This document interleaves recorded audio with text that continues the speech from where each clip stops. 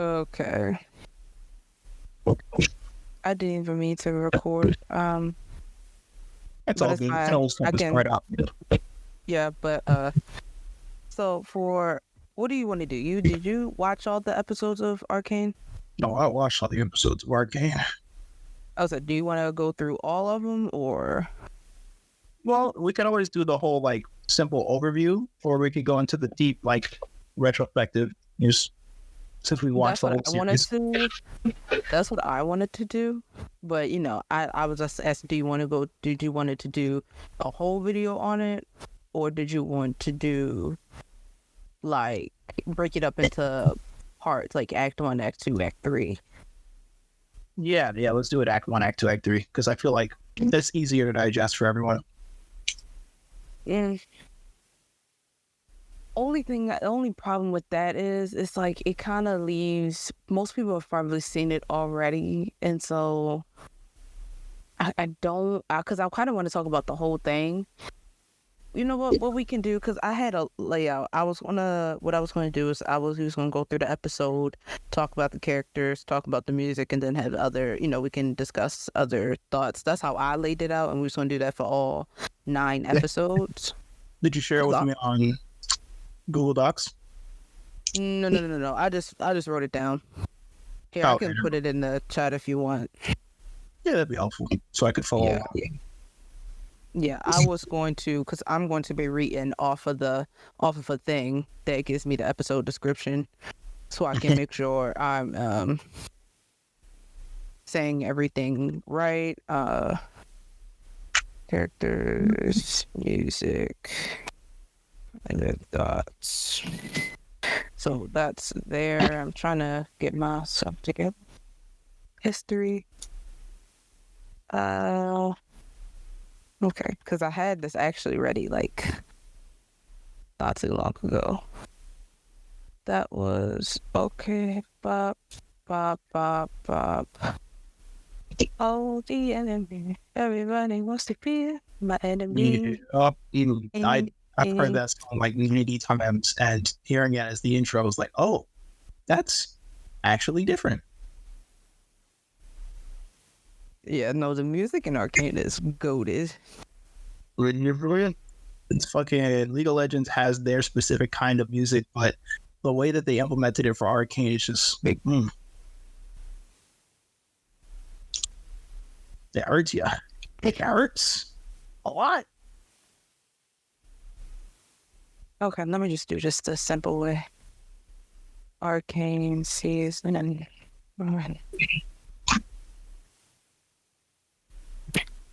Just do this the easy way. So we got that. We're going to open a new tab. Open in a new tab. Open in a new tab. What, that was 3. Open in a new tab. Open in a new tab. Open in a new tab. Open in a new tab.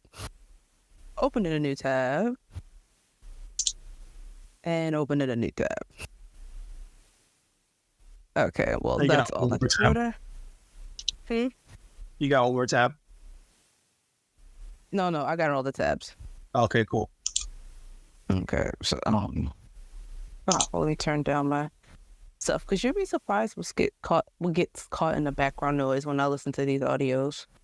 Honestly, I have to make sure that my computer's not fanning itself too loudly. Honestly, no, the fan of that stuff. Usually, the AI for Adobe can fix all that. Move. Let me take the mic away. I got me something to drink because I know we're going to be talking for a minute. So, a bottle of water and some orange juice. Yeah. Ooh. Okay, what are we? How long? I don't even know how many minutes we are, but we can get started. Sure. I'm down to talk whenever you are. You know what our intro is, right? We have been, honestly, we just been going with the flow. Yeah, okay. We'll solidify it later. We've been trying. Hey, you know what? I'll give that to us. We've been trying. Anyway, hello, viewers. Hello. We're back after a long time. We've been hiatus time. We've been on our hiatus time. Yes. And not through, it's not our fault. We graduated. That's what happens, Life happens, but, things happen. Yeah. I'm your co-host, Aubrey. I'm the co-host. I'm the host, Aubrey. And I am your co-host, Justin. And this is the AAA podcast where we like to talk about anime. No, wrong. I was thinking about somebody else's podcast. I'm about to get copyrighted for that. This is the AAA podcast where we're all about animation. Very sorry. Every episode is something new with me, isn't it? So, it adds some flavor. The viewers are looking there like, oh boy, what are we going to talk about today? Easy. We're going to talk about Arcane. Finally was able to get somebody to watch Arcane. Yep, Arcane, a League of Legends story. And boy, it was a little bit of a watch. You know what's funny, though? It's like, that almost turned me away from it when somebody first suggested I watch it. And I heard League of Legends. I was like, oh. Look, I'm already in one gaming community with it being Overwatch. Do I really need to be sucked into LOL? It really is a funny acronym. It shows how most people feel about the series. But you know what? I'm glad I gave it a shot because this show surprised me so much that it almost had me playing the game. Which is the one thing that you don't want to do, viewers. League of Legends and Arcane, completely different. That you see the title screen and you'll notice that League of Legends is very small and very hard to read under the title. That's intentional. They're keeping you away from League. Trying to protect you. I don't think they're necessarily different things. I think that they're just, because with games, they have all games.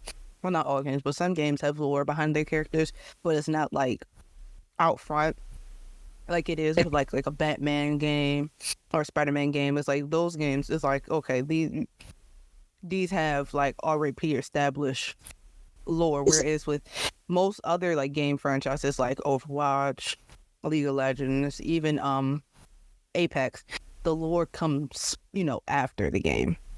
Whereas with those games like Batman, like Marvel, DC, the lore and all that stuff is before the games. They're making games based off the lore. What's going on nowadays is that these games are giving their characters lore, which I love. I love that. I think that is like good. Like I think most games need to do that. Like if you get some lore behind some of these like FPS games, you'll definitely get an audience. So, yeah, that's what I think. But this show, something else. Where to begin? I guess we begin with episode 1, which is welcome to the playground. Yes. First of all, I love the titles of the show. Oh my God. I think that is an underappreciated aspect of the show, that the titles are so smart. Not as smart in the way that they're clever, but it's like it relates to the episode and you don't know what way. I just love it. But anyway, let's get into the episode. So we are first introduced to Vi and Powder, and we see them and they're walking on a bridge. And it's just chaos. People get shot up. It's just red. It's just absolute chaos. Like, it's like 9/11s. Jesus, okay, that's a joke. It's terrible. Vander's out here. Okay, we get introduced to Vander too. Don't forget about him. He's busy. We get introduced to Vander as well, because we get introduced to Vander through Vi and Powder, because they see him beating up what do they call them? Enforcers. Enforcers. There we go. He's beating up the enforcers, and Vander looks back and he notices them, and he's just kind of like stops. And also, sorry if we're going all over the place, but like this show is a lot. But And it's also like this show has like every scene has purpose. So if we miss over some things or we're just scrambling, going back and forth, please forgive us. Like this show is a whole different experience. But even then, I think I forgot. I think he notices that their parents are dead. Well, they know. Vi and Powder notice that their parents are dead, and I think he noticed that as well. And he kind of stops, and he kind of just looks at what he's doing because it's a lot of chaos. Like it ain't no place for no kids here, and he takes them and adopts them. We love that. I'm sorry. Yeah, I mean, I'm your eating the father's. snack, so Oh no, yeah. it's fine. It's fine. Like the fact that so much media will make these war-hardened, brutal men look at the violence they've done and then look at the kids that might be affected by it, and then all of a sudden, okay, now I'm just a dad. Now I'm just taking care of these red and blue-haired children, respectively, and trying to make sure the world is safe for them to grow up in. Right. And so that's where that first part of episode 1 is. It kind of ends with him walking off the bridge. The episode doesn't end, but that part. And so we see that there's a time skip, and Vi and Powder are older now. And then you see these 2 new characters, also called Milo and Clagger. And they are going from rooftop to rooftop like it's Assassin's Creed. And basically what they're doing is they are stealing from the rich and feeding the poor, aka themselves. Exactly, And like Robin Hood was him, but also for himself. yes. And I think I love that every interaction is a character moment. Like we see that from these interactions that Vi is obviously the leader. Powder, she's older, but she's the youngest of them. She's clumsy. She's not too sure of herself. She's not really confident. You have Milo, the bully. We'll get into that. That's Junkrat's kid. Stop. I don't ever insult Junkrat. Milo is one of my least favorite characters. Let me tell you, I do not like Milo. I know he's a kid, but still, I don't like Milo. And then we have Clagger, the one who's kind of he's like the brute, kind of just sits back. He's chill, eating cupcakes from somebody's outside. What would you call that area where it's outside? Balcony. We love Clagger. Yeah, Clagger's cool. But yeah, a lot of character moments in this part. And so, as they're climbing, they go to this penthouse that they see. And we don't know who it is, but it gets revealed whose penthouse this is in episode 2, so we'll get to that person in episode 2.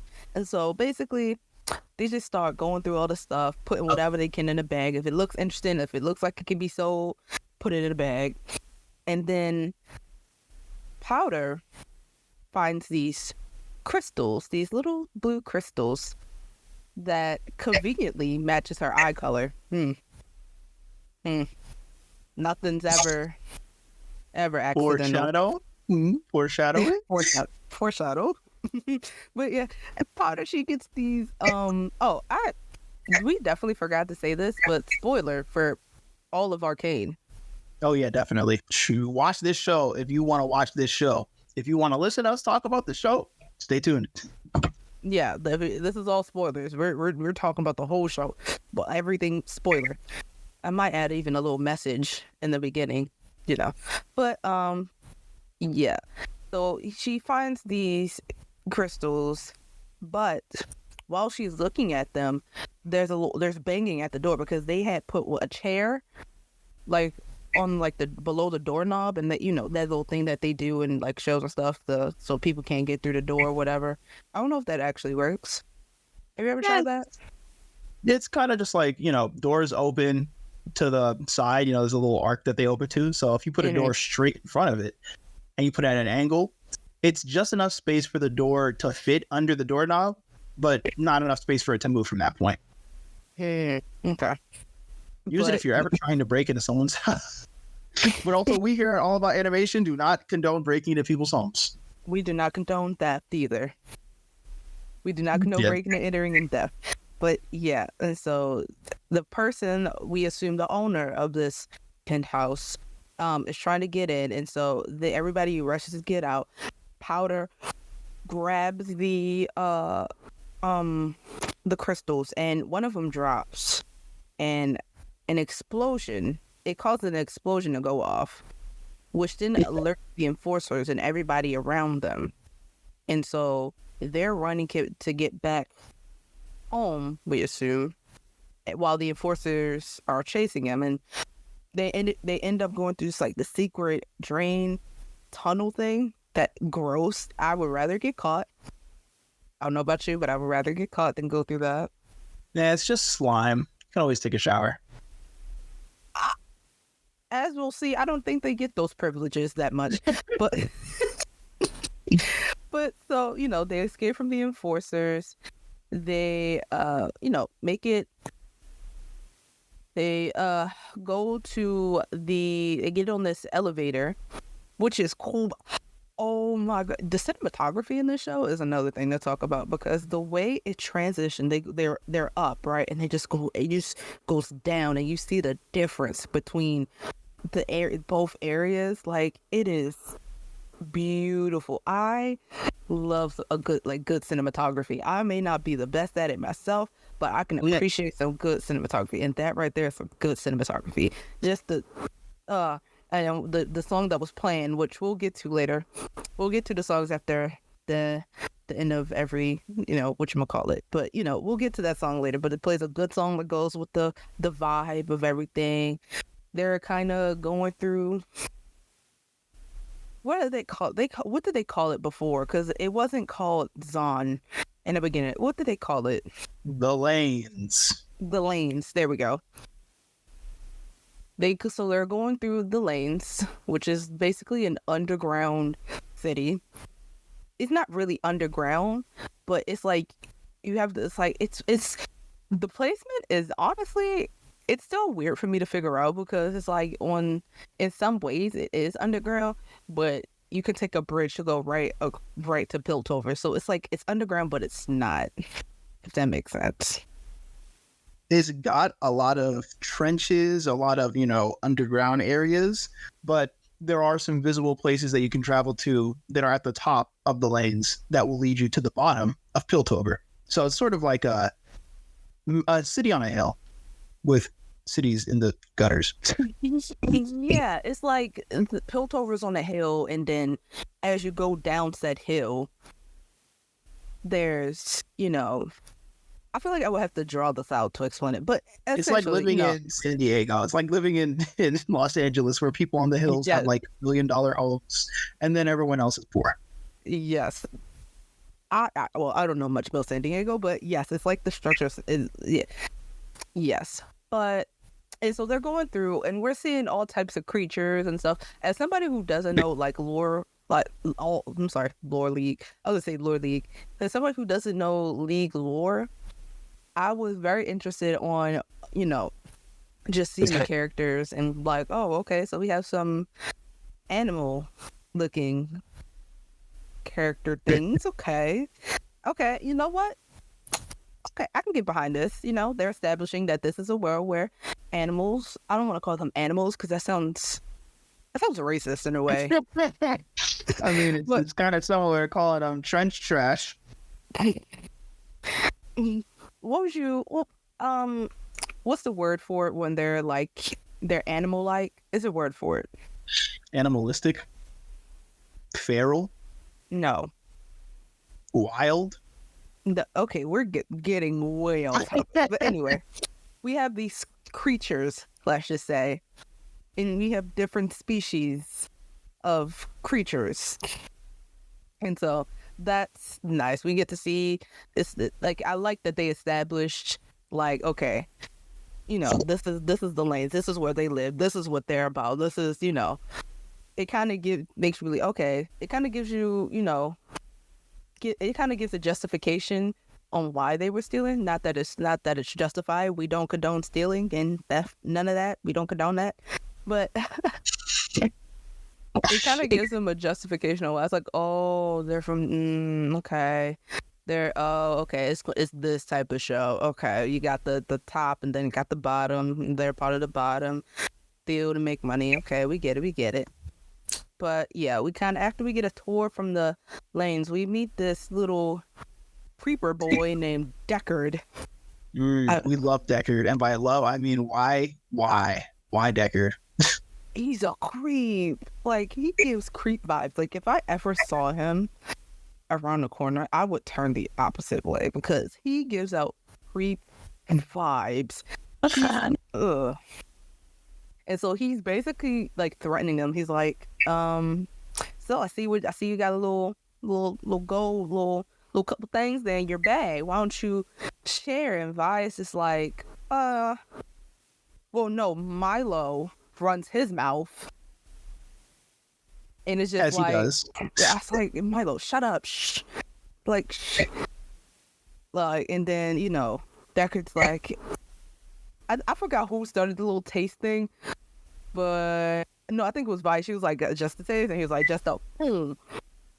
Vi swings the bag in his face, and she tosses the bag to Powder. That will come back later because I have a lot to say about that. And a whole brawl just starts out. And so while they're fighting, one of the guys notices that Powder is just sitting there with the bag, and they attempt to get her, and so she runs. And so while she's running she's running for her life with the bag of goodies, and they sitting there beating up Deckard and the other boys. And so, you know, while they're doing that, Powder, she gets backed into a corner, and she tries to set off her little grenade that she calls Mauser, name, and it doesn't work out. It ends up being a little bit of a dud, and so basically she just throws the bag into the water. She's like, "Look, if I can't have it, you can't have it. Nobody can have it." Throws it into the water. Oh, and yeah, my heart sank like the bag of treasures that they risked their entire life to get. Mine didn't, because it's like, look, at least from my perspective, it's like, okay, look, they don't have it. I know we don't have it, but at least they don't have it, so nobody has it, so we're all good. We're just started at 0. It's not like it can get worse. It's like they literally started at 0, went up plus 1 point, and now they just minus 1 point, so they're back at 0. So nothing's really a loss. Nothing's in the negative. But anyway, if you played, well, you've already played a game like that, but just knowing how much work you can put into an entire match, almost 30 minutes, almost 15 minutes of your life that you work hard to make sure you actually get the dopamine for, and then whoops, sorry team, I kind of threw the entire match at the last second. It's okay, Powder, we love you. We're just glad you're all right. Yeah, I get it. That happens. But this show does a good job. It does a good job showing how much work that they put into. Every moment feels like they could get caught. Yeah, but in this moment, which we'll get back to, it ends up being a good decision. Not by much, but ends up being a good decision. And so Powder regroups with her, siblings, and Milo, running his mouth again, blames Powder for jinxing it. Ooh, interesting word choice. Oh, wait, you know what? I think I got the order of events all wrong. No, that was pretty accurate. No. Okay, so what happened was, after they escaped from the penthouse, they run into Deckard, not they go down to the elevator. It's after all that Deckard stuff happened that they go in the elevator and we see the lanes and stuff. So I just split those two, and that's what happened. But anyway, Milo calls her Jinx. That's we're gonna keep a counter here. That's Jinx counter number 1 here. And so, yep, if you need the rest, just search up Milo being mean to Powder compilation. Someone has already uploaded it. Yeah, it's one of the most infuriating things. It's like she's just there, but it's whatever. We'll get to them when we talk about the characters themselves. Anyway, they go back to the last drop, what is a bar that Vander owns and where they essentially live. And,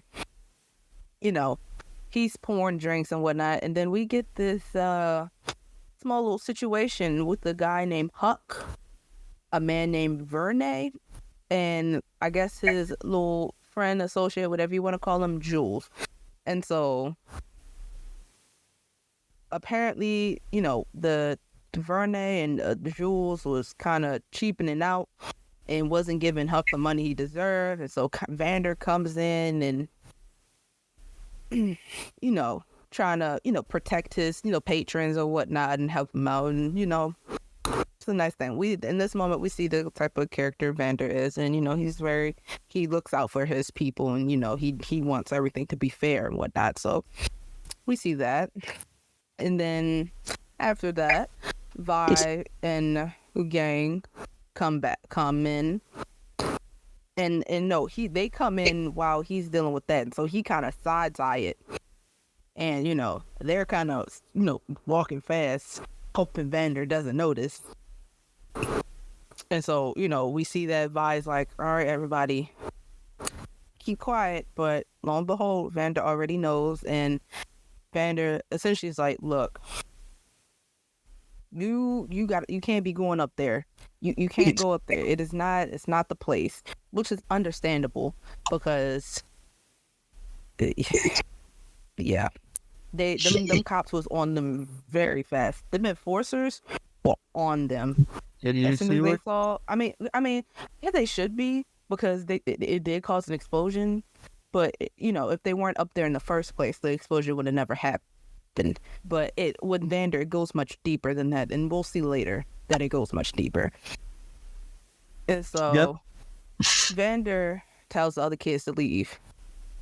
And what he basically tells Vi is, look, you are the leader in this family, and that you are ultimately responsible for anything that happens. I have a problem. I have an issue with things like this. Oh, because here's the thing. It comes back. And it's like, it's not something that you like when you say stuff like this to children who have who should not be having this type of responsibility at that age. Please know, she's probably what? The age, there's no like confirmed 9. ages in this. Her voice actress is 9. Vi is played by Oh, no, I was talking about Powder. I bet. Well, we can't go off of the voice actress. We can. They don't have any. We don't have. We don't have any defining ages. All we can say is we know Vi's at least. Vi, Clagger, and Milo are at least like teenagers, so maybe like 14, between the ages of like 13 and like 16. That's still 14 to 9 in terms of age range for the youngest to the oldest. Yeah, I wouldn't even say 15. But yeah, still young enough where Vi doesn't need. Well, I get where he's coming from because at the end of the day, she does, present herself as the leader of them, and they do follow her and they do listen to what she says. It shouldn't. I don't think Vander should have told her, look, that hey, look, anything that happens, it's on you. That's kind of harsh, but I guess, playing devil's advocate, put my feelings aside, it makes sense for the way that they're living in this universe where anything can happen in the lanes. It makes sense on why he would say that. But I just think it's like, oof, she's only a teenager. But I get it though. I get it. Yep. And the sad thing about it is, if you live in poverty, you realize how often adults will try to like adult you, where you're not just their kid, but you're another member of the household who has to do the lifting. If you're an older sibling, you're like a third parent. It's just the way things go when you're living in abject poverty. And especially in the lanes, shoot, that's super poverty. Poverty. Oh my, that's poor people, then there's the lanes. It's like SpongeBob over there and Rock Bottom's like, this is not darkness. This is advanced.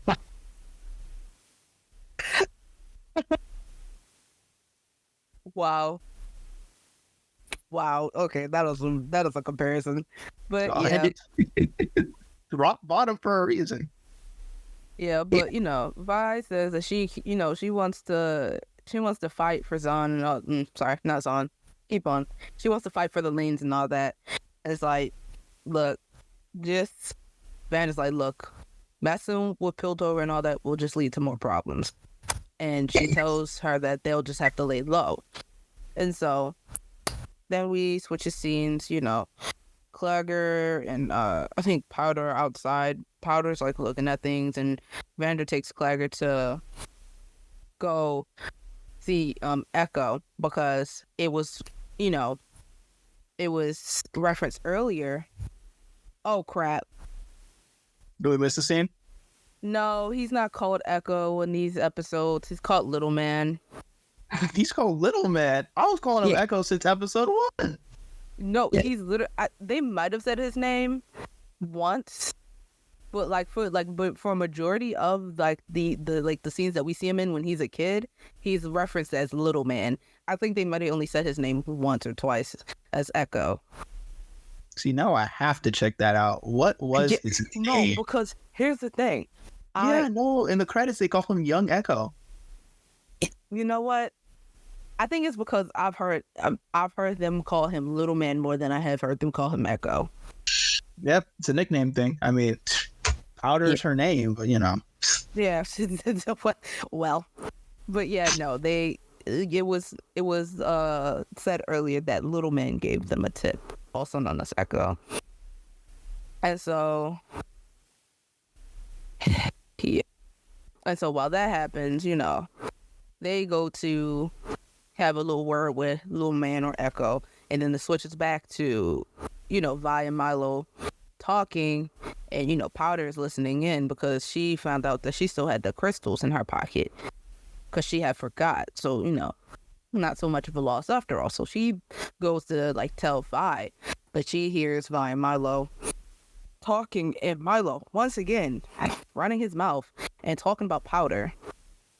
And, you know, the whole misunderstanding trope.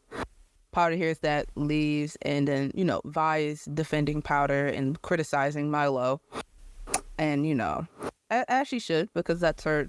I know they're, like, siblings, quote unquote, but, like, that Powder is Vi's sister. Like, don't do that. And that all he's been doing that whole, like, up until this point, it's just been saying that. And not only that, Vi was the one who threw the bag at Powder. So, like, can't really blame Powder. Yeah, like, what was she supposed to do? And then he had the nerve to say, you know, take a few punches. She's younger than y'all. Yep. Milo, he's definitely one of those characters where it's, come on, you really do need to shut up. Vi explains it perfectly in her little rants against him, where she's basically like, this face will always mean to shut up. He's like, but no, look at the face. Say nothing. Great moments. Yeah, great moments. But yeah, it was just like, bro, first of all, she's younger than all of y'all. And you know that she's not a fighter.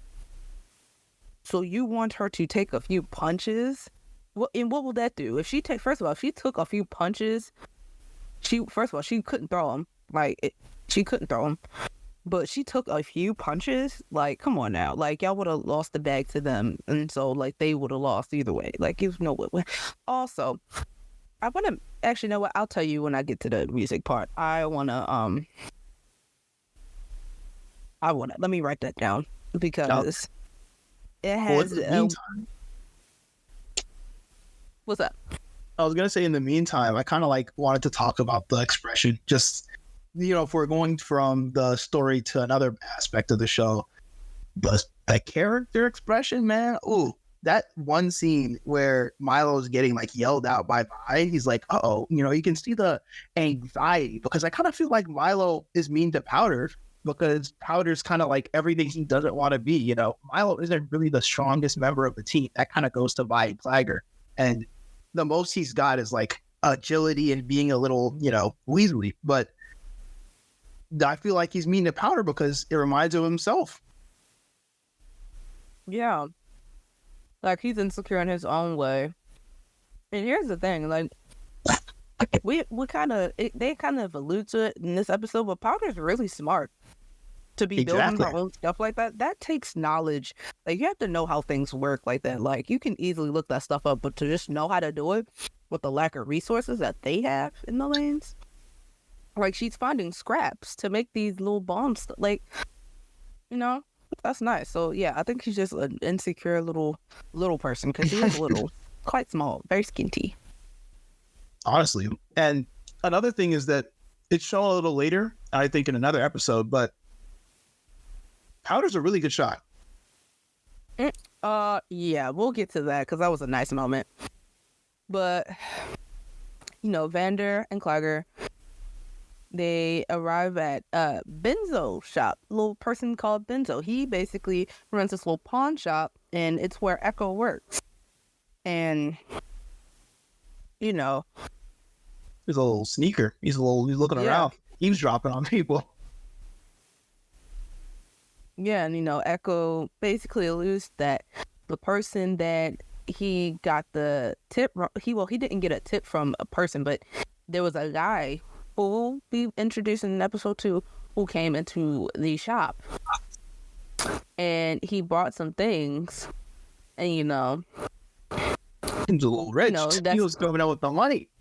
Yeah, and he just paid it. No matter what the cost was, he just paid it. He didn't even haggle, as they said. And that's how you know he's from uptown. He doesn't know how things get done around here. Yeah, and so that's what happens. And then we see 2 enforcers named Marcus and Grayson. I love Grayson so much. I'll come down the street. And so the enforcers come in the shop while Vander and Benzo are talking, and Vander and Benzo are just chilling. They're not doing anything. They know how to play this. And then Marcus, he's one of those trigger happy people, very temperamental. He gets angry, and Grayson's like, "Hey, take a walk, cool off, let me handle this." And so they start talking. Echo starts to listen in and whatnot. And we learn through that Grayson and Vander have a pre-established deal. Basically, Vander keeps his people off of Piltover streets, and in return, the enforcers stay out of his business. And so Grayson's asking Vander for information, and she's basically saying that things will only escalate if she doesn't get anybody tonight. And so Vander refuses, and we know why, because those are his kids. And so she gives him a little capsule thing meant to, communicate, saying that, it's basically saying, reach out to me if things change, if he changes his mind.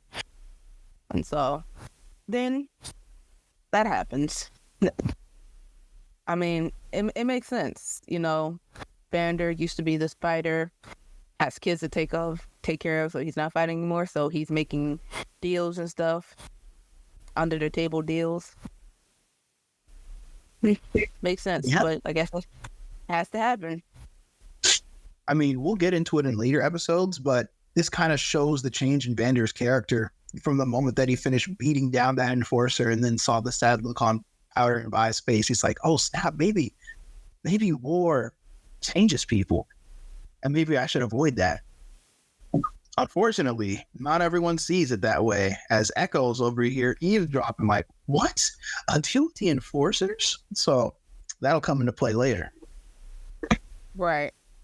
And so, Vi finds Powder basically berating herself for ruining everything, and Vi's like, "Hey, no," and she's trying to comfort her, and Powder's like, "Nah, I don't want to hear that." And so they go up to the roof, and basically Vi's like, "Look, we all make mistakes, nobody's perfect."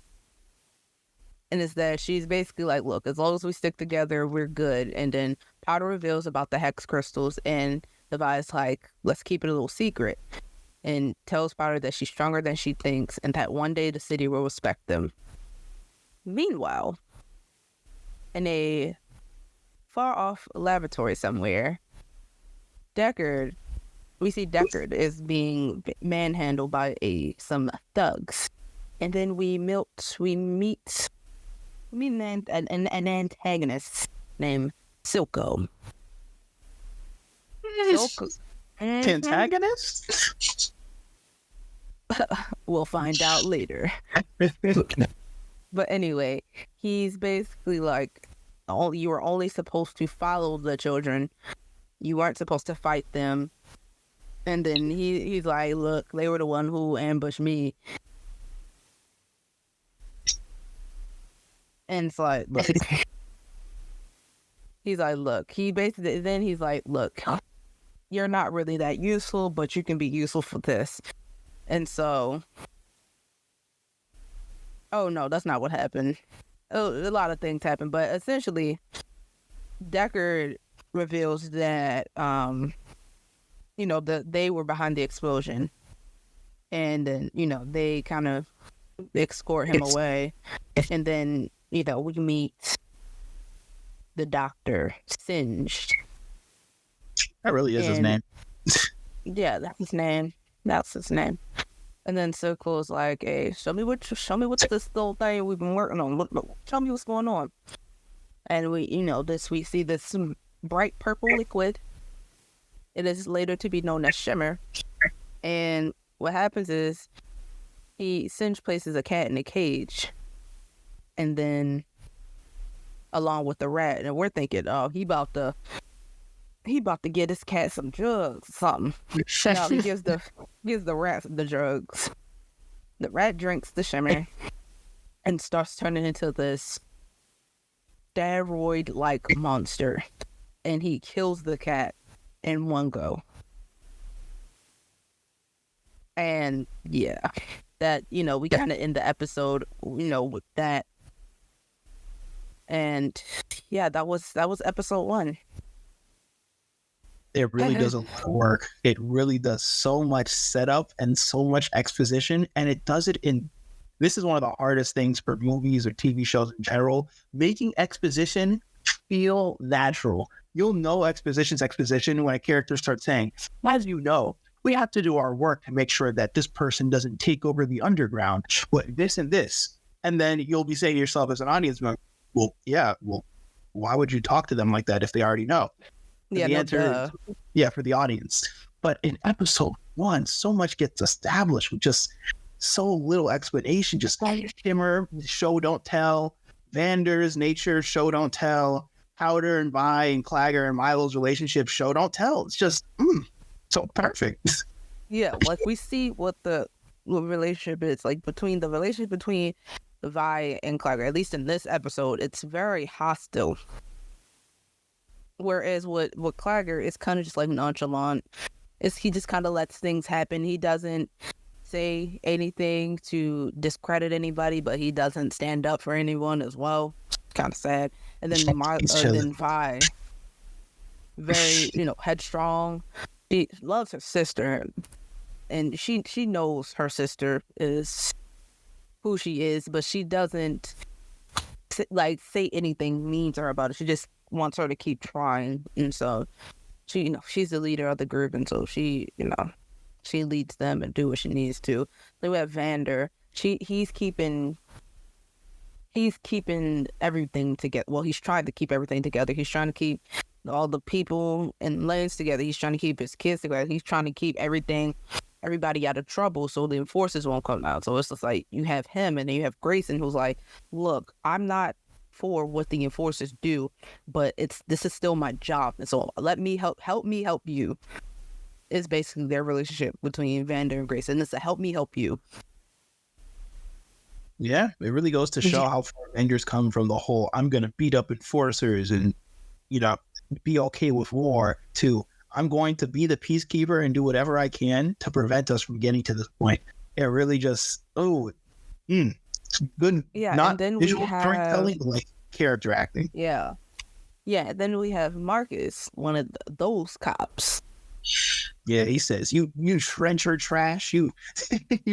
He's throwing out all the terms that he talks to people in the hood with. I'm like, okay, Mark. Yeah, like, wow. Okay, we know, like, seeing this, I was like, yeah, I know what type of like police guy this is. Like, I would know how to react. Like, I know that if we ever came into contact, no matter what I've done, I would have gotten arrested. Mm-hmm. So true. We need a Vander in our lives on the top Marcus, that's for sure. Yeah. And then we meet Silco. Not much to say on him in this episode, but I do love how they present him.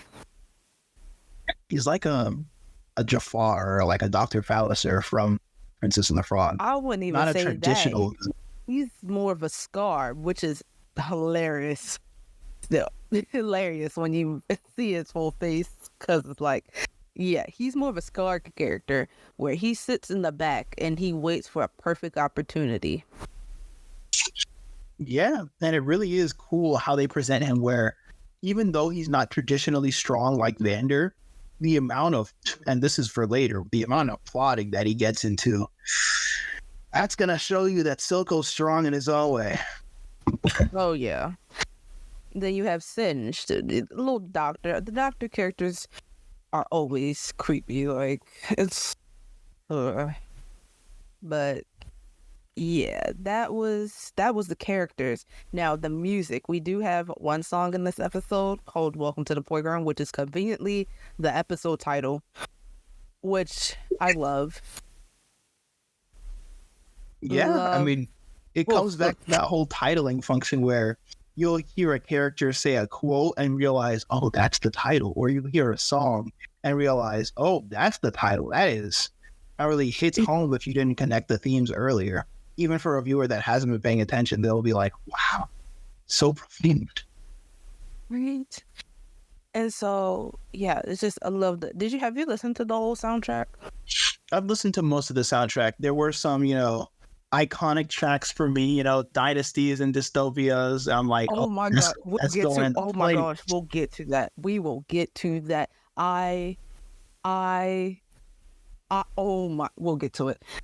We might. We're already. Honestly, Look, this is going to be very long. We're already 47 minutes in, so that was episode 1. Oh, I wanted to mention real quick that I probably should mention it when Enemy, because in the song Enemy is in the show, and it's the opening for the show. But have you seen the Enemy music video? I actually saw it a while ago before the show, although I don't remember it much now. What I would do after this is I would watch it, because it actually has some like little one-off scenes as when, they were still kids and all that. It's a great music video. I didn't see it, but I saw it after the show. And so... yeah, I'll definitely take a look at it. That's pretty much all I wanted to talk about. Just the animation was clean. I know that I talked to earlier one of the artists that worked on Spider-Verse, and she was like, there are a lot of other movies and shows that will sort of emulate the art style, and I want to see shows that have their own spin, have their own original twist on art and 3D animation. And I feel like Arcane is one of the other shows that did that, where Spider-Verse has a more 3D... comic book style. This has a painterly style to it. Yeah, it's 3D. It's all 3D. But a lot of like the like scenery and stuff, that's like all, like even the skin is hand painted, and you can tell because different you can tell there's like different strokes of paint. Even like it's one of the most beautiful shows I've ever seen. I like, and this oh, go ahead. I was gonna say this will come into play later, but there are also some really sketchy, almost intense, violent sketch type painting that you'll see come later. We forgot to mention that. That actually happened in episode 1 when Powder was humming. Oh. And we saw those little sketchy things, the X's over the eyes of the enforcers and whatnot. We saw it over her dead parents. But it showed they laid the groundwork for a lot of things early on. But let's get into episode 2. We're already going to be a long recording. But episode 2, we meet Jace and Caitlin because they arrive at the penthouse. Yes, that's who the penthouse belonged to, Jace. And they arrive at the penthouse and the things, they exploded and things were stolen. And we get a flashback of Jace's childhood with him and his mother. It's probably one of the only just out of the blue flashbacks but it's still done pretty well. I think these are one of the flashbacks where it might have, because once again, Arcane is a good show, and the thing I like about Arcane is it still manages to tell its story and all that, even though it has like kind of already pre-established lore characters, but it's still able to tell the story and give Easter eggs for the fans who already knew certain stuff. So I'm pretty sure this flashback might have been for them. If there's any fans of League of Legends, let me know, because I wouldn't know. But it's basically a flashback of him, his mother, and his mother is collapses, and Jason's asking for help, and then is a hooded figure, and they're doing magic, and the blizzard disappears, and flowers come in, and his mother begins to get better, and it was just a weird magical sequence, which is another thing I want to bring up, is that magic is not a thing.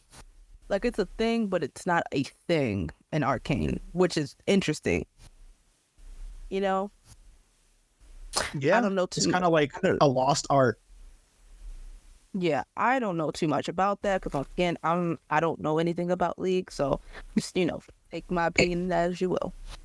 But we return to, after the flashback over, we see that we're looking through his penthouse, and Grayson and a new character named Victor question Jace on what happened and why apparently a lot of the stuff he was doing was illegal. And we find out that apparently, Jace, you're breaking the law. Yeah, we see what happened here, but we also see that you are breaking some laws. Yeah, we're breaking the laws because you have some illegal items. And basically found out that Victor is an assistant of Heimerdinger. His name is so weird. What a character too. Heimerdinger is interesting. One of the only other other species characters that we see in this show. As a non-League player, I thank God every day. I don't know what he is, but I do know that he's very old. Yeah, he's very old. But yeah, he's the dean of the academy and he's the head of the council. And yeah. And Victor explains that he was sent there to ensure that anything dangerous is removed safely, including Jace. And so Jace is incarcerated. And Heimerdinger visits him and basically asks about his research. And Jace reveals that he was trying to create magic. And Heimerdinger's like that he was telling all this stuff is dangerous and it cannot be controlled through science. And he advises that if Jace owns up to it before the council and speak nothing of the magic, he'll be let off with a slap on the wrist. Look at what privilege can get you. Man, they really give us almost a slap in the face entirely. This whole view of Piltover versus seeing the lands. Yeah, it's just a different world.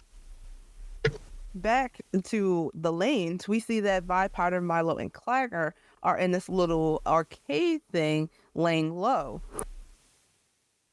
And you mentioned this earlier about Powder being a very good shot. I like that they established that she is a very good shot and that she's not completely useless, which kind of begs the question of why don't they ever use her shooting abilities? Why not give her a bow and arrow and see what happens? She's a good shot, but they never use it. It kind of comes back to that Einstein quote where it's if you tell a fish that it's based off its ability to climb a tree, it'll always think it's dumb. Yeah, but it's whatever. I just love the little moment that she finally gets her get back. Well, she gets another get back, but oh god. I'm sorry. We'll talk about that next episode. But and so we see that Marcus and some enforcers are questioning some of the locals about the children, and then one of the men, he spits on the shoes, and then the enforcers, oh my god, the rules to do the arcade little thing that children were in, and Marcus sees them, and they get out of there, and then he orders the enforcers to get them, And so they're just running and they're running around, nice little chase. And then Echo appears and he gives them a ladder. And, you know, they get up there. And then Vi and Powder are like, yeah, we need to hide these crystals because the crystals are like the last piece of evidence that they did it.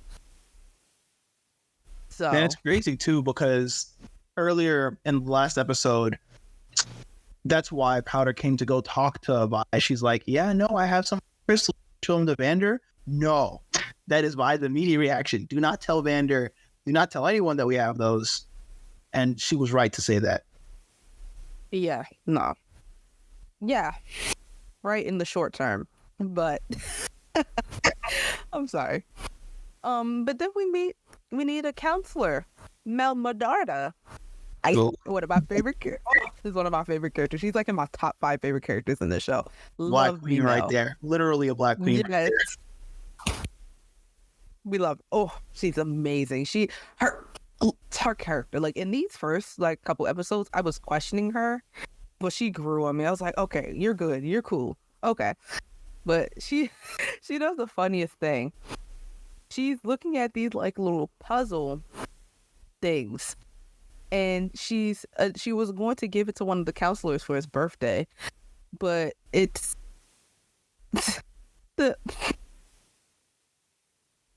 she basically gives him a children's toy, and the funny thing is the counselor that she gives it to has so much trouble solving it, and it's the most funniest thing. It's something if you know aren't really paying attention to, you wouldn't have noticed, but I think it's just a funny thing that happened. Yeah, it kind of shows just with that one interaction, her understanding of the politics of Piltover and the average intelligence, or at least the average moral intelligence of Piltover's leadership. Yeah, no, like some of them are not that bright, but yeah, she was basically. Then the scene, we just see her discussing business. She discussing Jace's trial and just all that stuff. But I think that was I just loved it. And then we meet Caitlyn's parents, Mr. Tobias Kierman and Cassandra Kierman. First of all, I love the name Tobias. And they basically are discussing, you know, what they need to do because, you know, they are his patrons and have sponsored his work, and so they're kind of discussing whether to defend Jace or not. And I'm just like, I get it. Politics. On one hand, it's like he's a kid. Well, he's a young adult. Let's defend him. But on the other hand, it's like politics. Need to keep whole face. We need to keep our money. Yeah, but that's the least of their worries. So we go back to the lanes, and there's a woman named Savika. She's arguing that the lanes should fight back against the enforcers, and Vander's saying no, because if we do that, it's going to start an all-out war. And so Savika like calls him weak and leads her people, the people who, you know, agree with her and all that, out of the war. But the kids, Vander, you know, Milo, Claire, Powder, Vi, they all agree that, you know, fighting is, let's fight. And, you know, Vi notices something. Echo had a little face going on, and Vi noticed, and Echo told Vi that Vander had a deal with the enforcers. So that's about to set off something. Then we go back to... I'm sorry, did you want to say something?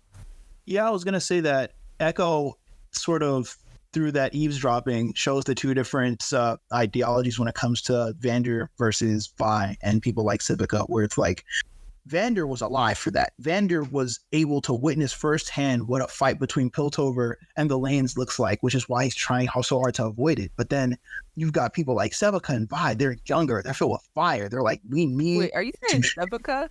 I'm sorry. Are you saying Savika? Savika. Oh, yeah. Savika, we love her. We have to pay our respect. And how they want to fight, but it also shows the difference between them because they're going to come later. You know, spoilers. They're sort of two sides of the same coin where they're both very aggressive and both very like militant when it comes to fighting Piltover. But in ways where they have certain cutoffs. Savika is willing to do more and willing to desecrate more to be Piltover, while Vi has morals. Yeah. And so we go back and what are we doing? I'm sorry, I lost one. We go back to the counselors. We go back to Piltover, and the counselors are in preparation of Jace's trial. And Mel gives a little puzzle to the counselor, and he claims that it was only built for the sharpest of minds. The counselor, Oscar is the name, thanks Mel for the gift. Then Grayson arrives with Jace, and the trial begins. The Mrs. Kierman, which is interesting, she reads him the charges, which is illegal experimentation and endangering the citizens of Piltover. And Jace, he admits that his work was dangerous, and he asks for forgiveness and permission to continue his studies. As they're discussing, the counselors, ask him all types of questions and stuff.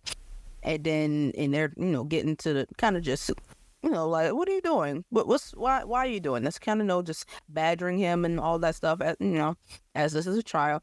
And then he lets it loose that he was trying to create magic. The council was kind of like, huh? And then, Jace pleads his case. He says he believes magic can be created and controlled through science. And then Heimerdinger's like, no. Magic is no good. I've been around for thousands of years. No.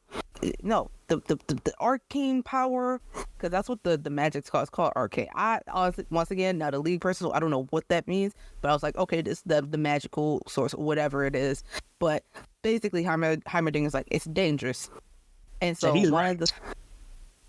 and so basically the council decides that Jace is banished from Piltover. And then his mother comes from the audience. She comes from wherever she came from. And she says, Jace is not in the right mind. He's insane. My client would like to plead insanity. Would like to plead insanity. He's not good. He's smart, but he's not good. He's not well. Please, if Jace is not well, let's see what some other characters are, but we'll get to that. And he gets away with that. Shoot, his mom saves his life. And so she basically is like, he's not in the right mind, and let him come home with me. And so Heimerdinger says, all right, Jace, you would expelled from the academy, and we're giving we're putting your care into your parents' hands.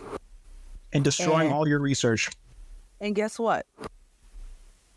The counselors, guess who vote in favor of that sentence? Kierman, Murdata, and Hoskell, which is the guy that Mel gave the toy to. So they ended up winning that in a 4-3. So, the Kiermans are a weird thing, because I don't think the Kiermans are bad, but I also think they're one of the, like, they're capitalists. Yeah, the Kiermans are the people who, look, like they're not bad, but they're not good either. They're on the, middle moral, ground. It's like, they're not bad, but, they do questionable things. It's like, that they, it's just weird.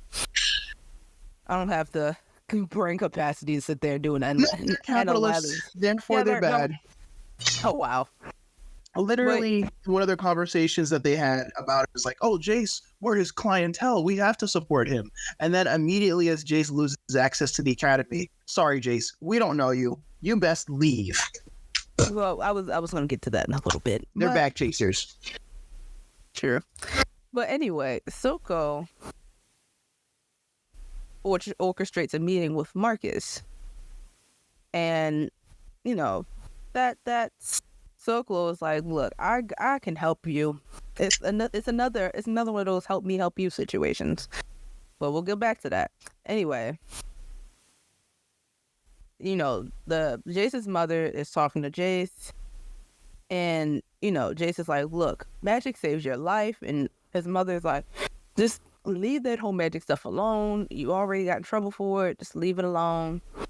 And Jace is like, look, I know what I want to do, and this is what I want to do. And so he's just he wants to do what he wants to do because he knows magic is out there. He knows magic is real. He's like, magic saved your life, Mom.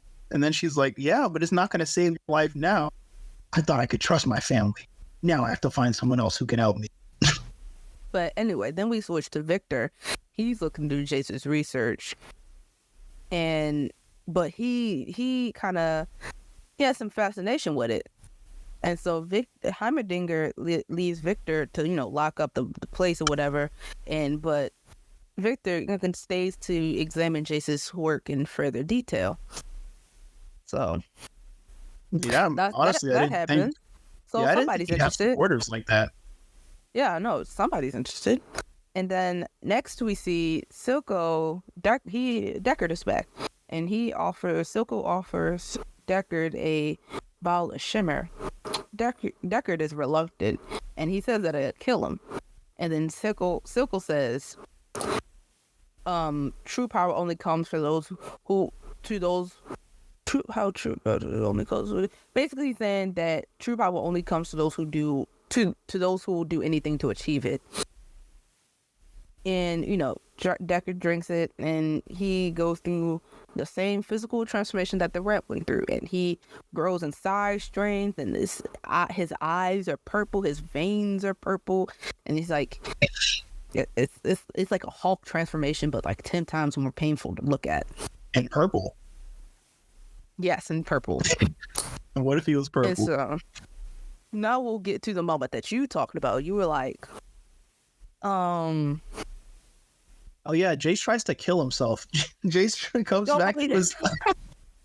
Wait, you're moving ahead so fast. Yeah, but like that's how it happens. It's so sudden. Like Jace comes back to his... Huh? Oh no, he gets kicked from the Kierman estate. That's where I was gonna go with that. Yeah, that's when we said big back chasers. Yeah, he gets kicked from the criminal. He gets Kierman estate. He's like, hey, and Caitlyn's like, mentioned Caitlyn's probably around the same age as Vi, and so she's just like a little girl. She had a little cute little friendship with Jason. Her mother is like, Caitlyn, come back inside, and Jason's like, but my little friend. Wait, hold up. So I actually didn't realize that until now. How old is Jace? He is older. He's younger. He and Victor. If anybody, like Mel, Jace and Victor are probably around the same age. Okay, so let's say like Vi and Powder are like kids / teenagers in this arc. Jace is like a 20-year-old. Yeah. Like young 20s. Okay, cool. Yeah. Yeah, but then the Kettlemans, I mean the Carmans are like, yeah, Jace, we don't mess with you like that. You are poor, and therefore you have no value to it. And she sends him away. You know what's funny though? He's not even that poor. He's like lower to middle class in Piltover. So it's not even that he's that well off. He's still in Piltover, which is better than the Lanes in my opinion. So, but his mom says it like explicitly, like, I'm coming from one of the houses. My word doesn't really have much say, and that small but like really important quote sort of comes back to how he's represented, or power is represented in Piltover, where you can have money to survive. But if you don't have money to like influence shit, if you don't have the money to be in that pointlessly expansive and delicate room where they're over here setting up people for trial, then you're not going to pay attention. No one's going to pay attention to you. Yeah. So we get to the next. What's going on next? Oh, okay. Yeah, Jace tries to kill himself. Dude, wait a minute. First, Grayson and Marcus meet with the council, and they basically give him an update on what's going on. And Grayson is reluctant to, do much of anything because she doesn't want to push, the Lanes too hard. But the council is pressuring her to find the perpetrators at no matter the cost. And one of the counselors say to turn the Undercity. Oh, it's also called the Undercity. Turn the Undercity upside down if you have to. And so Marcus brings a pair of enforcers into the last drop, and he confronts Vander. And he urges him to give up the children. which, by the way, he only finds that out through Silco. Because if you remember last episode, he was the one who had Deckard follow the children. So Grayson doesn't know this information. So the only way that Marcus knows this information is that Silco told him, meaning that Marcus and Silco are working together at this point. That's something to keep in mind, by the way. And so he asks Marcus to give up, he asks Vander to give up the children, and then Vander, reaches under the counter to push a panic button, and it triggers an alarm. And Vi, Powder, Milo Clagger, and Echo all hide, in a ceiling, while the other enforcers shoots in the area. By the way, I just want to say this is another hint at Powder's ingenuity, because no other person had probably made that. So just wanted to put that out there. And speaking of Powder, she almost falls. I felt that, by the way. When you're just hanging on and your hands just start slipping, I said, ooh, don't do it. Don't. Luckily, she didn't fall. And the enforcers leave. They report back to Marcus. They said they found nothing. And then Marcus gets mad. He threatens Vander and everybody in that bar. And he leaves. And then... Oh, yeah. Marcus really does try to do the police intimidation. I keep forgetting about that. Yeah, and so, Vander goes and check on the kids, and then Vi is like, the enforcers won't stop coming, and we need to fight back. And Vander basically brings Vi to the bridge. The bridge that we see in the beginning, where, they met and where their parents died and all that. And Vi is like, I want to fight. I want a better life for Powder than I can ever have. And she doesn't want this life for Powder. And Vander is like, look, I feel the same way, but, we can't do what we're doing, we can't just fight, which is understandable, because if they do go in and fight, it can end up like Vander's not wrong, but I can understand wanting to fight too. Yeah, sort of like standing your ground, but you got to remember, the councilmen, the councils are they're so disconnected from reality to the point where we don't care what you have to do. We just need an example. I don't know what life is like down in the Undercity. Yeah, I don't want to care. And that's where we'll see sort of, what's the word? Opposition coming to a head. Like there's inescapable conflicts coming. Yeah. And so now we get back to Jace trying to kill himself. He's basically at some type of wreckage or something. It's a weird little scene. Yeah. And so he's just looking down. He's like, yeah, I don't want to. And then Victor, interrupts his attempted suicide. It's like, come on, bro, what the hell? I was in the middle of something. He interrupts him. He has Jace's book in his hand, and he's looking at stuff, and he's basically intrigued. And he tells Jace that he wants to help him complete his research. And, Jace is like, huh. And, Victor introduces himself as Victor, and so then after that, Vi returns to the last drop, and she finds Powder working on a smoke bomb and nail grenades for the enforcers and all that stuff. And then Vi gives her the stuffed rabbit that was in episode 1 that was hanging from the power line. She says, okay, I'll give you this, and this definitely doesn't mean that I'm gonna leave. But Powder can tell. Powder's looking at her like, wait, but this is for you. Yeah, no, I didn't think of it that way. But then she tells Powder that what makes her different makes her strong, and then she leaves. Then Grayson reprimands Marcus for going to the last drop, and then calls him a fool. And then Marcus is like, look, what I was doing was getting results. And then Grayson was like violent outbreaks now are inevitable, because you're stirring up trouble. Don't do that. And then during that argument, the little tube that she gave Vander comes, and Grayson's like, okay, it might not be too late. So then Powder takes the little rabbit to the bar, where Vander pours her cute little drink and sees a little bendy straw in there. We love a little bendy straw. Honestly, Yeah, he sees the toy, and then he realizes that Vi is attempting to give herself up to the enforcers. And so Grayson and the rest of the enforcers march down the streets of the lanes, and Vi is sitting, she breaks into and sits in Benzel's shop waiting for them to rise. And, she hears footsteps and the door opens, and then we just see her face, and that's the end of the episode.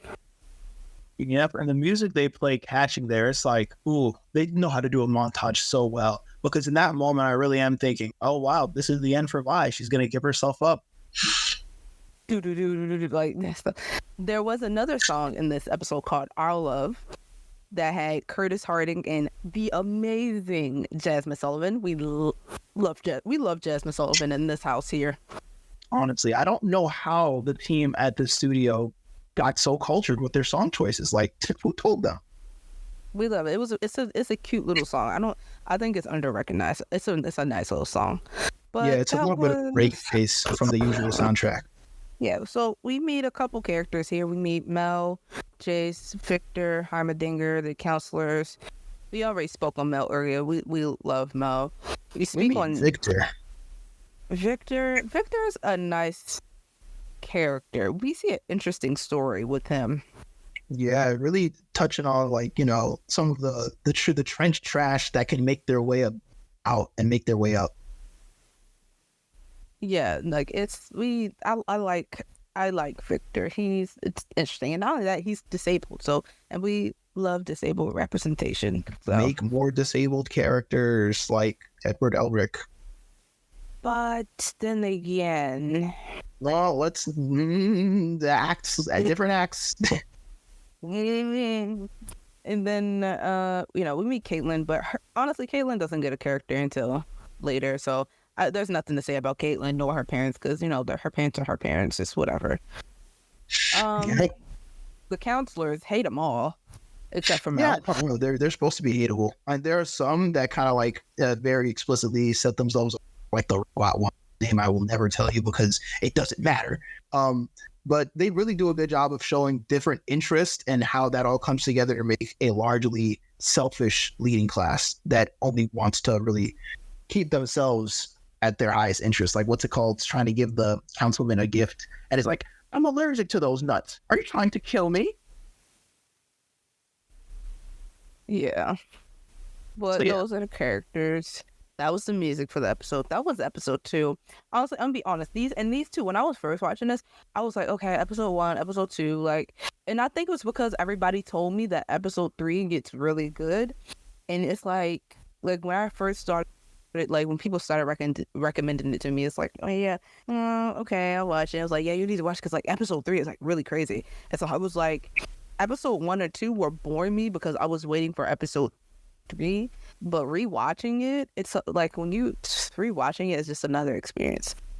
And I'm glad that I rewatched it, without the opinion that episode 1 and 2 are boring. It's slow, but it's not boring. Honestly, episodes 1 and 2 for me, they're kind of like other shows like Amphibia and the Owl. You had episodes of them just sort of doing general stuff, not really plot related, but you get to sort of meet characters, meet motivations. And what I think it does even better than that is, whereas in Amphibia and the Owl House, which are, two completely different shows in terms of tone, this show still manages to progress the plot even while we're introduced to characters. Is Grayson, Clagger, Milo, all these characters that are what's the word? Not necessarily the main ones, but still interesting and still necessary for the plot to progress. So, good show. And then we're to the 3rd episode.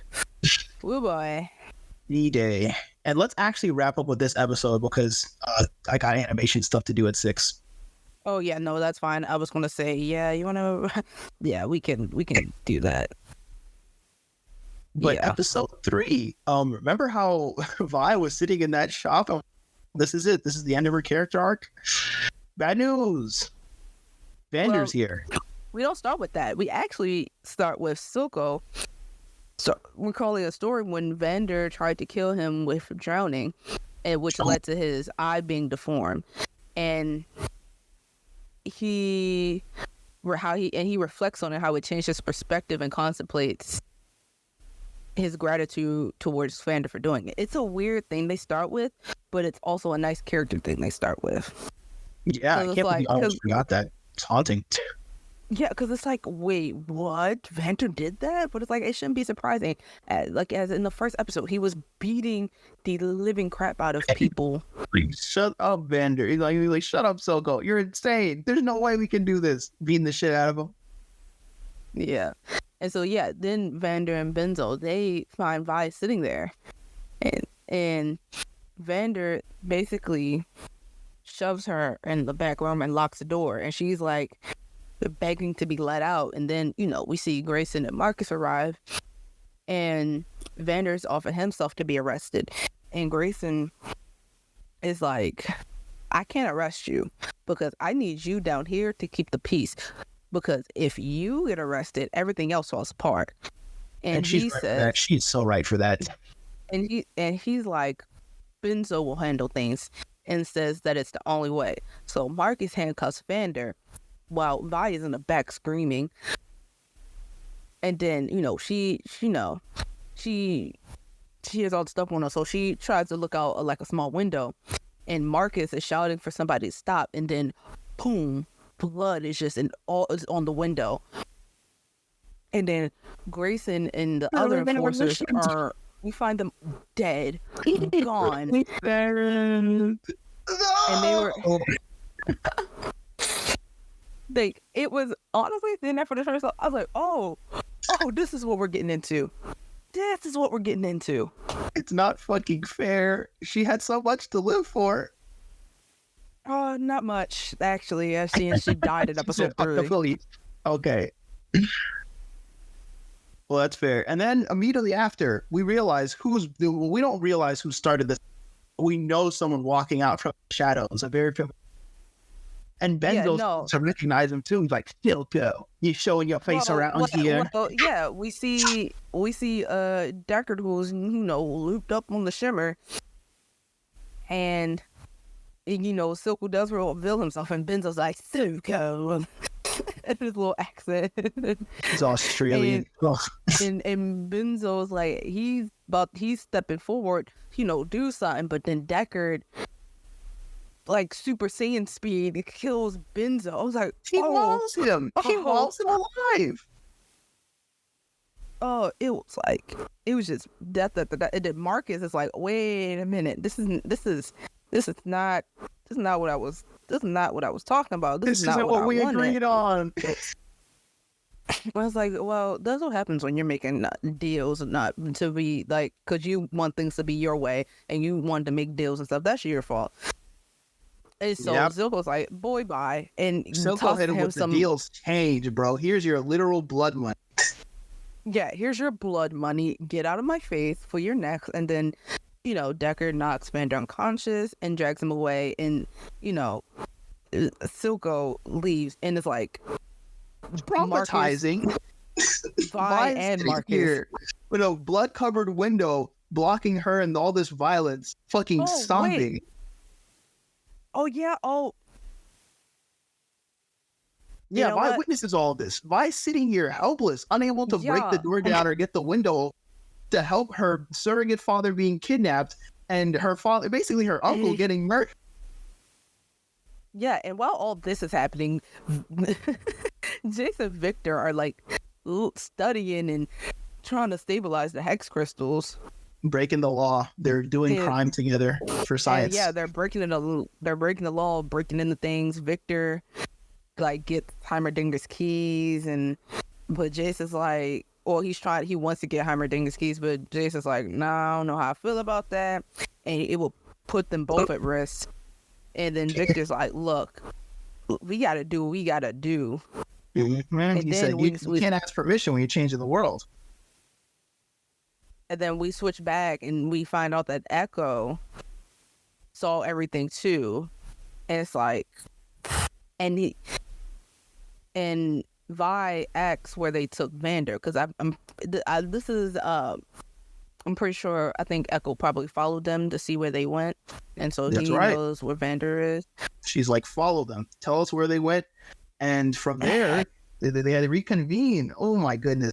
Craziest, most sad thing where they all see Vi come back. They're like, we didn't know you were coming back. And she's already Yeah. straight to this. She's like, we need to go find Vander. We need to get him.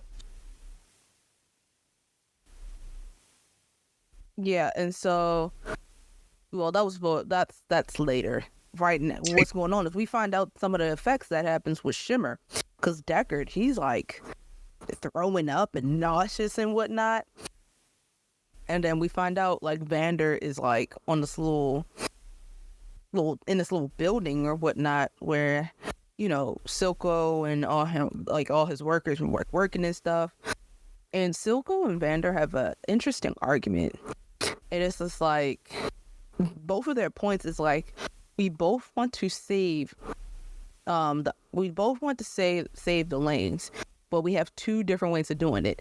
Vander wants to work under the table and try and keep peace there, while it's going to be peaceful forever, and there's always going to be the enforcers coming in to bother them every so once in a while. It keeps the peace, just with a little We have to take their shit. We have to take their shit every time they come by. Yeah, just a little classism. And then Silco's like, I want us to be. I don't want to take that stuff. I want us. If we gotta be violent, then we gotta be violent. And then Vander's like, it ain't worth it. Oh, that's like, it ain't worth it. And then I forgot how the line goes, and it's like, but I remember Silco saying in response to what Vander said was for respect. And that's what it all comes down was. It's a pride thing as well. It's like, to Silco, just sitting back and letting things happen and letting this classism and just like all this stuff happen and whatnot, it's just a sign of disrespect. And so, and his pride will not allow him to just sit back. And so their argument is very interesting. And then we see that Savika switched sides. She's working for Silco. Oh my goodness. They should call her Snaka or something like that. She was out here switching sides, out here slithering under the table. I can't believe. Yeah. And then once again, we're switching back to Victor and Jace, and they're in Heimerdinger's lab. And then all of a sudden, a flashlight comes out of nowhere, and we see that smell. And she's like, interesting. And so they're like, hey, look, this Hextech stuff could be really life-changing. And so they're trying to convince her, and Mel's like, okay, you have one night to impress me, or expect exile. And so she basically tells them to, all right, you get one chance to impress me. Get to work while I sit there and distract the guard. And so that's what they're doing. And so then we come back to the last drop where, you know, Vi comes back, and, you know, the rest of everybody else is sitting there. She tells, like, look, Benzo is dead. Vander's kidnapped. There's this weird little monster thing. And she said, look, Echo knows where Vander is. And so they're getting ready to go. And Vi tells Powder that she can't come because it's too dangerous. Powder argues, but Vi's like, you aren't ready. Then she gives her flare and tells her to run if somebody comes for her, and wherever she is, light it up, and Vi will find her. And then she leaves with Jason, Milo, and Clagger. We will don't get. We will. Oof. This is an interesting. We'll talk about it when we talk about Act 2, but these are some beginning cracks that we will start to see, because for these last two episodes, while everybody's mostly Milo has been basically antagonized. Well, not everybody, but mostly Milo has been antagonizing Powder, saying she can't do anything. Vi has been standing up for her. So for Vi to tell her, look, you aren't ready, it kind of confirms. You lied. You told me I was ready in episode. Right. And now this? Yeah, right. Now you're telling me I'm not. So, and you really believe that I'm not ready. And it's like, I know, like, we understand what Vi is doing, because we already discussed earlier that Vi knows that Powder is not as scrappy or anything like that. And, things tend to happen. But it was just a matter of, you know, keeping her feelings up and whatnot. So this scene was just heartbreaking. It's like, at first you're like, oh, wow. But it's like, when you really look into it, it's like, wow, these are some beginning cracks here, and we'll get into what happens later. And so we switch back to Jace. He's preparing the machines and stuff with the hex crystals and all that. And, he's hoping that he's expressing doubt about it. And Victor's like, look, it'll be fine. We're going to be good. And so after that, we switch to a mental breakdown. Powder is having a whole mental breakdown. She's screaming, sobbing, throwing things. She's like pulling. She's hitting herself. She's pulling her hair. And yeah, like this is like if mental health is very interesting because it's like for Powder, it's like we've seen that in the first episode, like these little scratch marches that kind of looks like children's drawing. From that you can be like, oh, that's like Powder's perspective, little kids drawing, but it's like that was the first indication of something. This is a second indication of something. Things are not all right in paradise, and this is a paradise, so things are even worse. I just want to say the voice actor for Powder, give her her flowers because she did well this episode. We'll talk about what her best performance is later, but this was just wow. This was great. But now we move on. Oh yeah, she's about to throw the bag, but then the hex crystals fall out, and then she calms down when she realizes that the crystals were responsible for the explosion in Piltover, and so she's like, I can help them. And it's like, oh, maybe not. Let's not do that. Maybe we stay where we are. But okay. So Vi, Milo, and Claggor, tries to sneak into Silco's workshop, and they drop in, and all that. Then we switch back the Hiram Ding because they do a lot of switching back in episode 3. So yeah, it's really good at like just showing the different perspectives between Piltover and the underground, because man, both of them are going through their big changing arcs, with them finally like at the brink. What's that light going on inside the place where we need to destroy that evidence? So let's talk about what goes on there. 'Cause, shoot, they figure it out. They crack the code.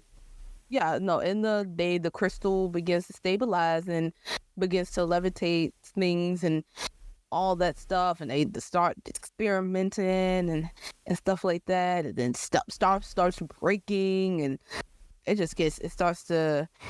deactivates the machine. Like a lot of stuff happens. It's all science stuff. I couldn't tell you, but basically they're toying with the machine, trying to get it to work. And then we switch back to the Scooby-Doo gang sneaking in on the catwalk, and they find Vander is locked to a chair and stuff like that, and Milo begins kicking the lock. And accessible and easy to find. How suspicious? I'm sure it's not suspicious. Yeah, I'm sure it's nothing. And then and Vander's like, how did y'all get in here with so many guards? And then Vi explains how she's like, yeah, it was so easy. And it's like, oh, there was an open window, and so Silco's like, hey friends, welcome. Welcome. So and then they start pulling like a tower defense kind of thing, where Silco's like, yeah, no, I'll show you the kind of manual. All these henchmen start coming in one by one. Vi's out here defending them, punching them down. Yeah, Vi is like, all right, Claggor, find a way out.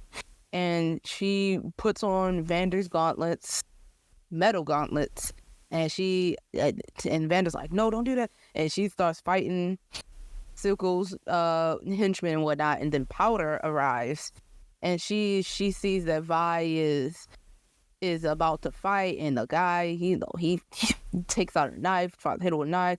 Vi blocks and hit him with an uppercut and all that, and all the other henchmen are trying to fight him. Milo ends up cracking the first lock and freeing Vander's leg, and Claggor discovers that one of the walls leads to an outside one of the walls leading outside is structurally weak. And so they're doing that. Powder's at the ledge, and she's seeing everything that's happening. And, Savika comes in, but Silco stops her. And then he gives a Vala Shimmer to Deckard. And, Deckard he is drinks not it. looking good. Every time he takes that shimmer, it's like years of his life are getting shaved off. Yeah. And so he takes it, and then he throws the henchman off the catwalk. And then Vander's like, all right, Milo, I'm going to need you to hurry up. And then, Deckard is looking out of it. The Vi takes the opportunity to do one of the Superman punch, and Deckard just grabs her by the neck. Because when I first saw this, I said, I said, he's going to grab her by the neck, because this is too much slow motion for me. Boom, grabs her by the neck. Yep, they need to show how strong Shimmer makes you, man. They need to really emphasize that thing is powerful. It makes you strong and fast, by the way. And then Vander's like, hey, yo, chill. He's asking Silco to, chill, leave Vi alone. But Silco's like, nah.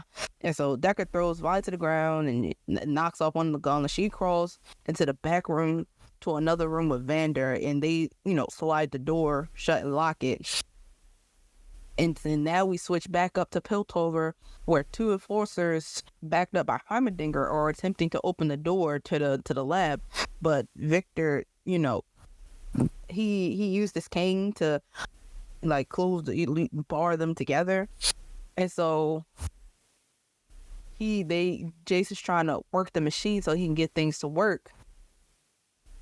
And then the enforcers bust open the door, and they see that Jason and Victor and other objects are just floating in the air, and it shows that they succeeded in creating magic. And he's like, but he's kind of like, he's not really happy. He's like, yeah, no, I don't know about this. And Mel's like, she likes it. She's like, I'm messing with this. Yeah, Mel's messing with this, and they dub what's about to happen the era of hex tech. That's what Jay says. He says this is the era of hex tech. And so, what's crazy? Hexes are like magic, but with a negative connotation, like a curse, which kind of goes right back to exactly what's going to happen in the lane. Yeah, but it also happens in Piltover later, and we can talk about why it was a negative thing in Piltover. Yeah. So to speak of negative things, none of that. Yeah. We immediately come back to lanes where Deckard's destroying that door. He's busting it down. He's getting in there. Yeah. He's on his blue face. And okay. Oh God. Oh, this is. Yeah. He's destroying the door, and then Claggers, he's trying to, dig his little way out so he can give a little. And then he managed to, bust a hole in it. But while that's happening, Powder, she grabs the hex crystals. She puts them in she puts them in between the little monkey clapper. What is that instrument? 10. I think she called this one No, I'm talking about the instrument that the monkey's holding.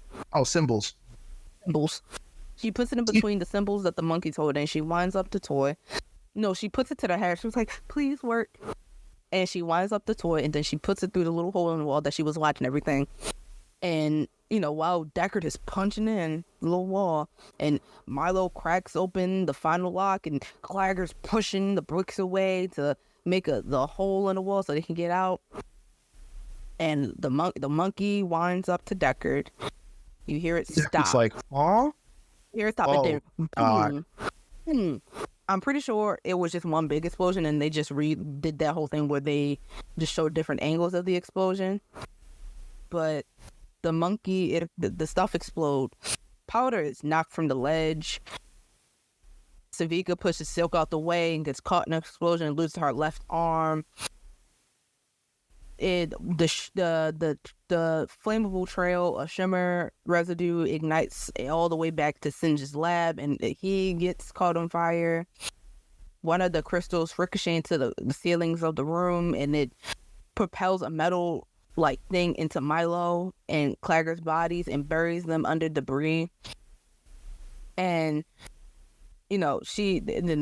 Powder, she's falling. She's just looking at it in like awe. She's like, oh, so pretty. And then Marcus sees the explosion. And then Vander, trapped under debris but still alive, is trapped under debris but still alive. Decker gets back up on his feet, and Silco orders the remaining henchmen to kill Vi and Vander. Vi is crying, crushed beneath the collapsed metal door, and Vander gets all his strength to get the debris off himself and then knock all the henchmen, like, he's beating them, and then he gets like 2 metal hooks and kind of uses them as like improvised brass knuckles. And he's fighting through everybody and making his way through Deckard and all that. And then while he's doing that, Vi is just crying, seeing like Milo and Clagger dead. And then she sees the head of the monkey toy, and she knows that the toy was Powder's. And then while that's going on, Vander is just fighting, and then Silco stabs him from behind, and then Vander takes Silco by the neck, but Silco stabs him again, and he goes limp, and then Silco pushes him off the catwalk. Vander then crashes on top of a crate full of shimmer vials, and then he takes one, and then Silco orders Deckard to find Vi. Deckard lifts the metal door off of Vi and tosses it aside. However, Vander reappears, and he took the shimmer. So he's Vander was already big, but with the shimmer he's bigger, and he's much like bigger than Deckard.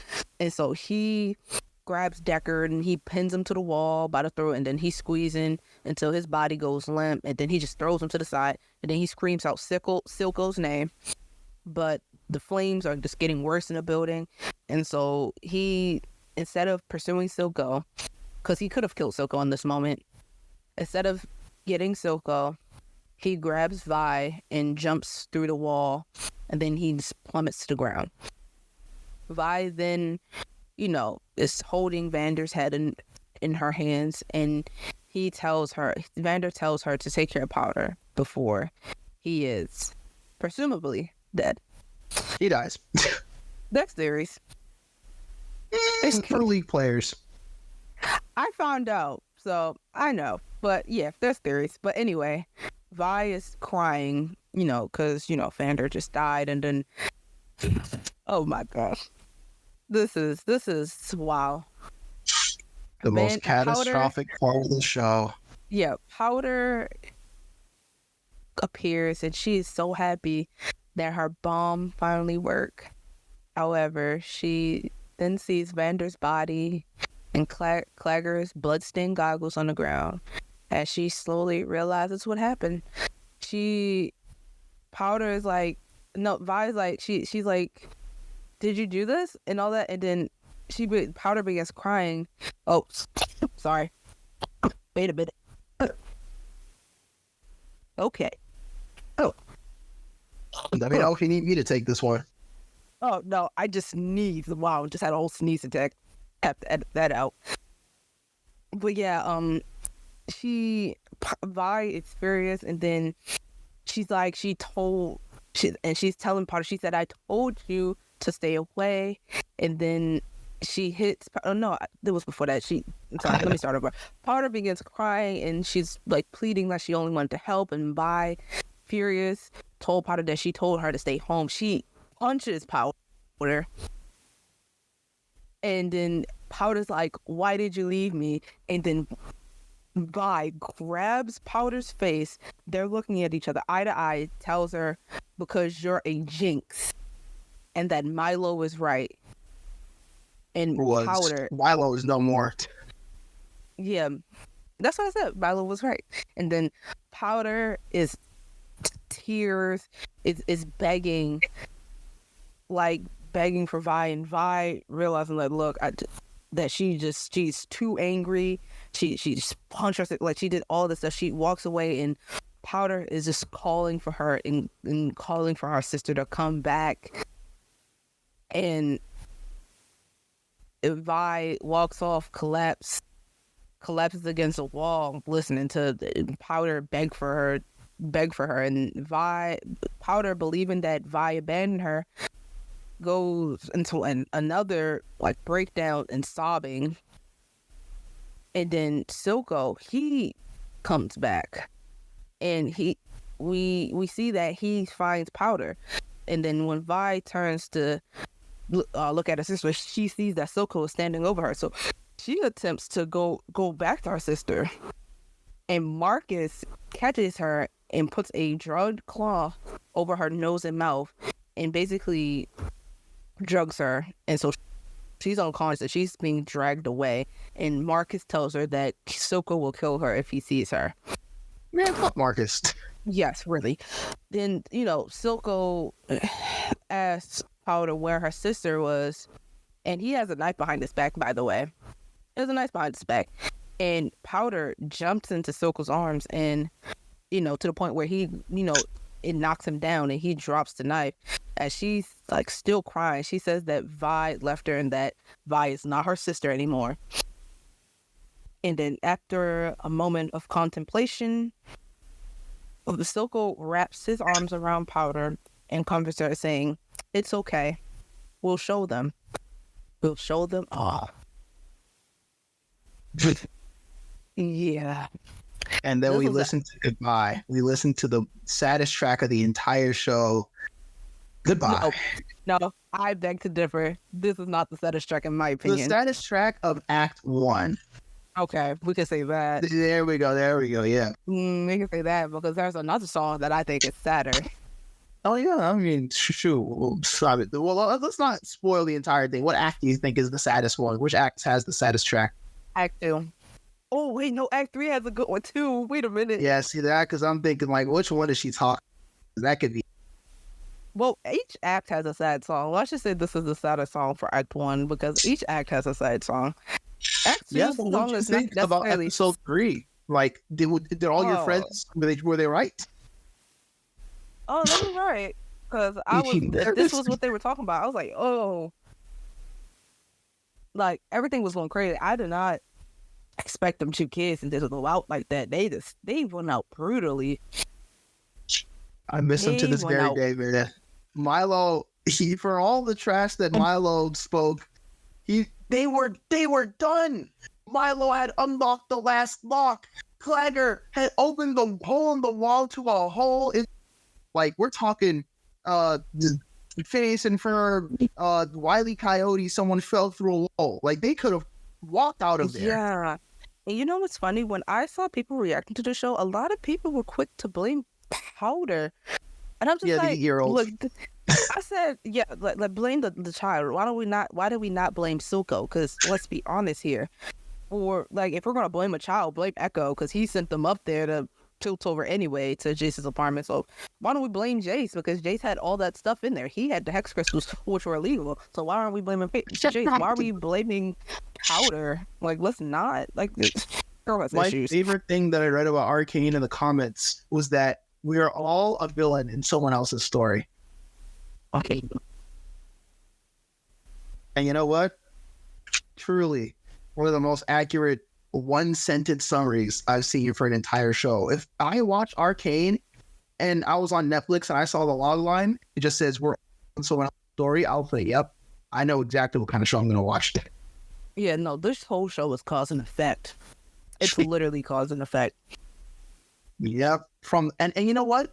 I know that I forgot to mention it before, but the backstory that Silco tells about him and Vander makes so much sense as a mirror at the end of this episode when he sees a sibling being thrown out, cast aside, betrayed in almost the exact same fashion that Vander betrayed him. I think it's different though because we knew that Vi, no matter what, was going to come back. If Marcus was not in the equation, she would have fought Silco. She would have fought no matter how many guys there was to protect her sister. So I think there's the difference. I just think that she left to cool down because she like full on punched her. Like that punch could be heard across the city. And Shit, it's I just feel really that punch sad. right now. I still got neck pain from the punch. And it's like this episode is so powerful because it's like for the first 2 episodes, you know, Milo has been the main one to call her Jinx, and then when Vi is so mad, she's like, Milo is right. She's like, because you're a Jinx, Milo was right. It's just like, and she's like, she can't stop. It's just so heartbreaking to see a little girl have to. She's first of all, I just want to say she's just a little girl. She's already had to see her dead parents on a bridge. And then she sees that she accidentally killed her foster siblings and her foster I dad. accidentally killed my 2 adopted siblings and my adoptive father. Whoops. Right. And now her sister is like calling her a Jinx and punched her. Like, it's so much. Like little mini brains can't handle that. As smart as she is, she's still a child. Like children can't handle that much stress in short amounts of time. And so that was strike. What is that? Probably like strike 3, 4, 5, 6, and 7. So yeah, Milo was mean to Powder like 4 times in episode 1, a good 3 or 4 other times too, and I don't think he really talked to her at all in episode 3. Well, yeah, because Vi took his place. Vi said, "Don't worry, Milo, I'll say it for you." Pouring out for the homies. I'll call her Jinx for you. For the dead homies. Oh, I live in Yeah, but yeah, well, that was. There's no new characters here. That was episode 3. and We'll the end of see. Act 1 for Yeah, this is Arcane. the end of Act 1. Yeah, this is 3 acts. So we will see. I mean, there with this episode, with this first act, this is a lot of discussing characters and world building and stuff. We're really gonna get to it next episode for Act 2, because there's gonna be a lot going on for Act 2. Yeah, Some of my favorite episodes are in the next 2 acts. My favorite characters, the next 2 acts. If you had to say what was your, I guess we can do this. Why don't we, one last thing before we go, what was your favorite episode in Act 1? Episode 3. Yeah, I would have to say the same. That's when it starts. That's really when the show starts. Yeah, like the first 2 are introductory, and then 3 really gets it going. I'm interested to see which one your favorite episode is in Act 2.